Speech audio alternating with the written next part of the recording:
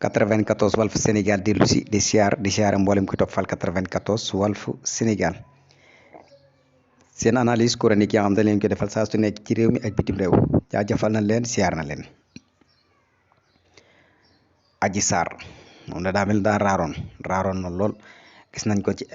écran yi, gis nañ ko ci réseau yeeg yëpp rek dafa mel ne nag raar gi mu raaroon bi mu génnaatee dafa mel ne beneen Adji Sarr la ñuy gis.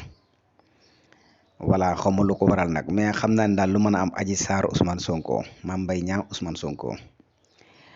mu nekk loo xam ne ni wax dëgg yàlla vraiment bu mu juumul ñetti at yëpp ci la nekk di wax. voilà nga xam ne luñ jógee rek dem ci la ci des mu mel ni ñoom ñaar ñii rek ci diggante bi daal daanaka mën naa ni dafay am ñoo xam duñ bëgg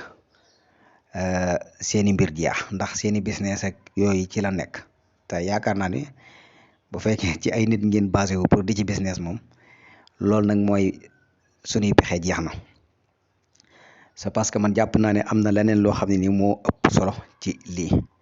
ndax am réewum lëm 18 millions habitants wala 17 millions chaque jour saa su nekk nga xam ni bari na ñoo xam ne tey jii bëgg nañoo xam ndax tey par exemple am nañu saa soo nekkee ci coow wala ñuy wax ci dara di ci coow guddi ak bëccëg da ngay gis ne am na ñu nekk ci wet gi am luñ soxla lool moo xam lu jëm ci wàllu xam-xam la moo xam lu jëm ci wàllu réew mi la moo xam lu lën ci seen bopp la ngir réew mi ak yeneen yi nga xam ne ni wala xam nga ñuy wax naan 2023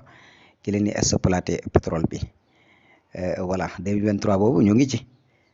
ayo te léegi 2023 kañ ci 2023 ak fan la ñuy exploité pétrole bi fan ak fan waaye loolu yëpp nag dafa mel ni nit ñi moo tax sénégalais yi dafa mel ni daal coow la ñuy topp fu coow jëm rek ñu nekk ci loolu ndax da ngay xool ne tey Ousmane Sonko Mame Mbaye Niang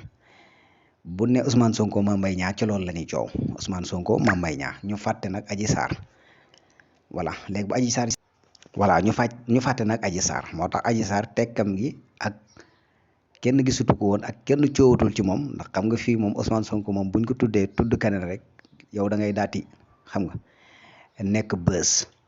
loolu lañ gis ndax si internet yëpp boo nee Ousmane Sonko ni keneen rek